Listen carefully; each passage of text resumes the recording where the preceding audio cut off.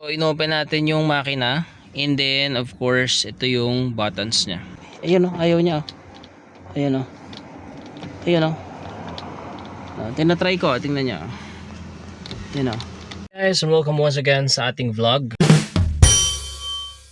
Ngayon, pag-uusapan natin yung mga bagay na na-notice ko dito sa Kia Sonet after 9 months of owning it. Marami tayong mga napansin na mga akala ko hindi ko ma-experience after 9 months.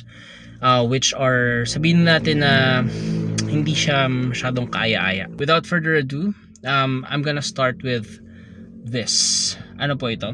Ito po yung window natin, of course. But underneath, we know that ito yung tinatawag natin na power window buttons. Okay?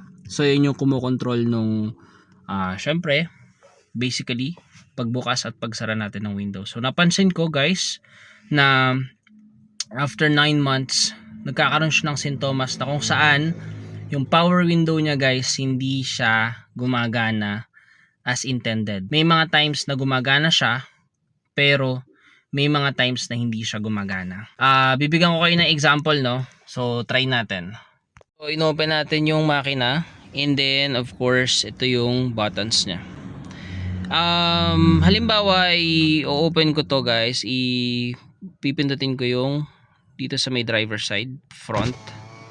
Okay, gumagana naman siya. And then, ibabalik ko. Okay, gumagana siya. Right. So, tingnan naman natin tong kabila. Sa may passenger side sa front. Ayan. Na-open natin. And then, try natin siya i-close. Okay, ayan. Ayan o. Ayan o. Tinatry ko siya o. Tinatry ko siyang i-close. And then, ayan, ayan. Parang hirap na hirap siyang isarado. Okay? Parang hirap na hirap siyang magsarado ng sarili niya. Tingnan naman natin yung sa passenger, sa rear passenger. Ayan. Okay siya sa open. How about sa close? Ayan o. Parang hirap siya. And then dito naman tayo sa driver side na rear window. Ayan. Okay, and then close natin. Ayun o. Ayun o. Naku. Diba? Hirap. Ayun o. Ayaw niya o. Ayun o. Ayun o. Tinatry ko. Tingnan niya o. Ayun o. Ayun o. Ayaw niya. Diba? And then, bigla na naman siyang gagana at magsasarado. Ayun. So nakita nyo guys, no? Yung power window ni Kia Sonet. At least itong LXMT na variant. Kasi ito yung model na meron tayo. I'm not sure sa mga higher variants, but as far as I know, when it comes to these mechanical things like itong power window, I think pare-parehas yan from the base model up until the top of the line. As far as I'm concerned, hindi siya okay guys. Kasi maybe you would expect a car to behave this way siguro mga nasa 2 years pataas. But this one is 9 months old pa lang guys. So I'm not really sure kung bakit nagkakaganito. Maybe there's something wrong with the motor na nagko-control ng power windows. I'm not sure.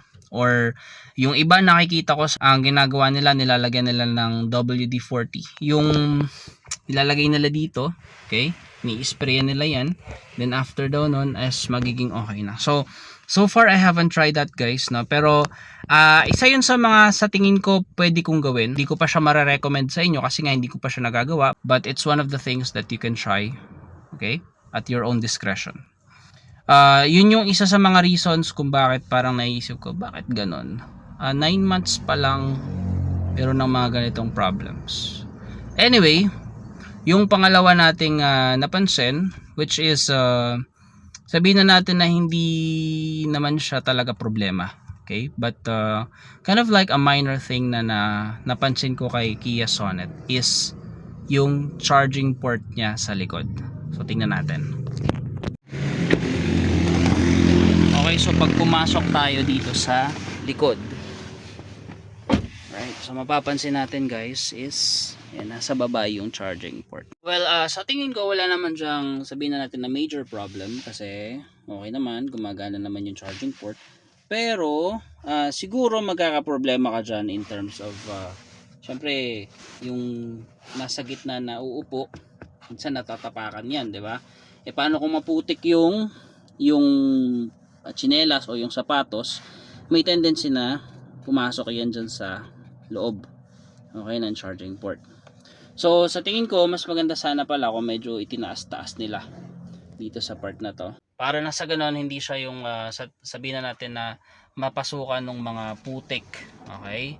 Pero syempre kailangan nating mag-isip ng solusyon dyan. So ang ginawa ko, bumili ako nung type C charger, type C cover. So yung ano lang siya, parang goma lang siya, nilalagyan ko yan parehas. Okay, so hindi lang siya nakalagay ngayon, pero nilalagyan natin siya ng cover na rubber para hindi siya mapasukan. Bale, isa pa nga pala sa napansin natin guys, no, is ito palang trunk niya. Okay, yung likod niya is, pag tiningnan nyo mabuti, wala siyang ilaw. Okay, wala siyang sariling ilaw. So ayan, walang kailaw-ilaw dyan. So halimbawa gabi, tapos kailangan yung mag-unload ng mga gamit nyo o mga pinamili nyo, okay? So there's no way para makita nyo ng maayos kasi nga lalo na pag nasa madilim na lugar kayo. What I did is bumili na lang ako guys nitong flashlight, okay, na nabili ko sa Shopee. Malinaw naman yan, maliwanag, so nilagay ko na lang yan dyan sa may likod. Yan dyan, para nang sa ganon kahit pa paano magkaroon lang siya ng ilaw kapag kagabi. Ito nga pala guys, pansin ko rin pala tong itong lip kung tawagin ng trunk nya is mataas. So kapag maglalagay ka halimbawa ng bagahe dyan, kailangan mo talaga siyang buhatin ng maayos. Hindi katulad ng iba, mas mababa. Okay, mas mababa sila. So ang tendency, hindi ka na masyadong mahihirapan kapag naglalagay ka ng mga bagahe, ng mga pinamili mo, lalo na pagka mabibigat. 'Di ba?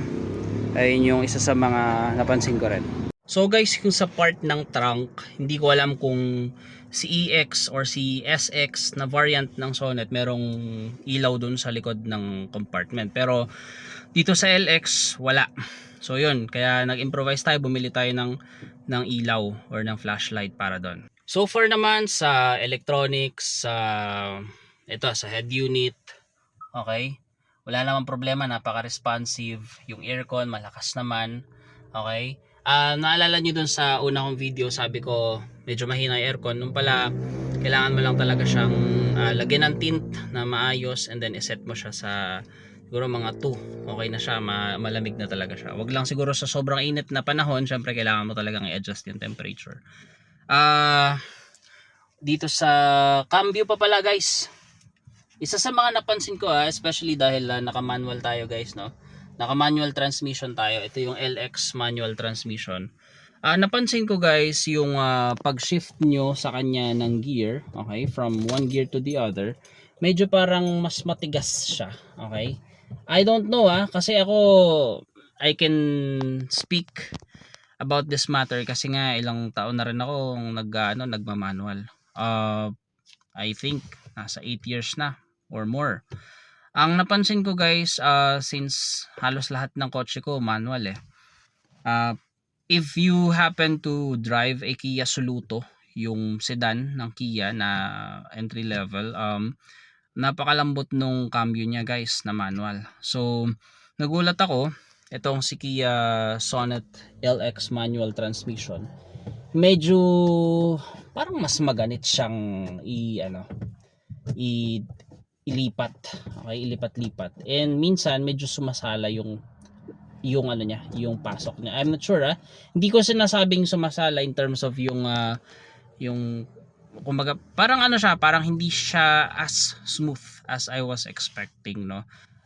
Coming from a Kia Soluto na talaga namang I can say na smooth yung pag-shift ng gears. Now given all these things na sinabi ko sa inyo, ano ba yung magiging comment ko, general comment ko or yung verdict ko. Para sa akin, all things considered, sulit pa rin naman siya. Ito kasing mga sinabi ko, in my honest opinion, minor siya halos, no? But of course, again, sabi ko nga sa inyo, it should have been better kung hindi pa natin na-experience yung mga ganito, especially yung sa power windows. Pero I will update you guys kapag nakabili na ako ng WD-40 kung meron bang improvement in terms of yung power window niya. Would I still recommend it? Of course. Kasi hindi lang naman ito yung mga determining factors kung bakit kayo bibili ng sasakyan, no? Nandyan na syempre yung exterior niya, yung looks niya, yung reliability niya. Reliable naman si Kia, guys, no? I mean, I can say for sure kasi meron akong ilang Kia cars na before, and when it comes to reliability, hindi naman ako binigo ni Kia. So I can say na okay naman ito. In terms of the parts, in terms of the maintenance, masasabi kong okay naman siya, guys, no? Hindi naman siya mahal, hindi naman na sobrang rare ng parts. Okay, so siguro kung magpapakasa kayo lagi, talagang medyo malulubog kayo. Kasi nga, guys, sabi lang naman natin, hindi naman sa paninira sa kasa or what. Lahat naman halos ng sasakyan, pag sinabi mong kasa, talagang mahal yung parts, mahal yung maintenance. But if you can find an auto parts dealer na medyo mas mura, and you're willing to compromise, sige, pwede naman. Mas actually, marami naman talagang mga murang auto parts ni Kia. So ayun lang, guys, I hope na inform ko kayo at nalinawan kayo about dun sa mga current na mga na-experience ko regarding dito sa kotse na to. And then of course, sabi ko nga sa inyo, it's up to you kung gusto nyong bumili ng Kia Sonet. But as far as I'm concerned, of course, nandito na to eh. Ito na yung mga naging problems sa 9 months. Let me know in the comments kung ano yung naisip nyo regarding dito sa mga issues na natakal natin. Ayun lang, guys, so see you next time sa ating next videos. Thank you so much for watching. Have a great day. Bye!